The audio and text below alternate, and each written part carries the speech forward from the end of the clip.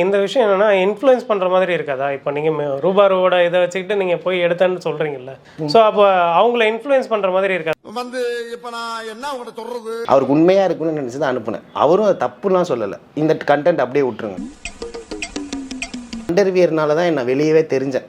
அந்த ஃபர்ஸ்ட் அந்த அவார்ட் ஃபங்க்ஷனில் வந்து அண்டர்வியர் தெரிஞ்சதுனால தான் ட்ரெண்டிங்க. இது என்ன பிரமாதம்? இதை விட பெசலைட்டா ஒன்று இருக்கு. பையனை கூப்பிட்டு போறீங்க, ஆனா மிஸ்டர் அண்ட் ரூபாரோ காம்படிஷனோட அந்த இதை எடுத்துட்டு போனீங்கன்றீங்கல்ல.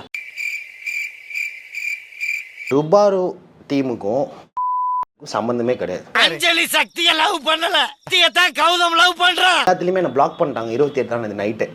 சாதாரண ஒரு கண்டெஸ்டன்ட் தானா, ரூல்ஸை மீறின ஒரு கண்டெஸ்டன்ட். என்னடி சொல்ற? நீ என்ன சொல்ற? நீ மேலே பார்த்தா என்ன வருது? அந்த பர்சனோட பேர் இருக்கு. இது தேவையா? அப்போ ஃபர்ஸ்ட்லேருந்து இன்ட்ரோடக்ஷன்லேருந்து ஆரம்பிங்க, டெலீட் பண்ணிவிட்டு.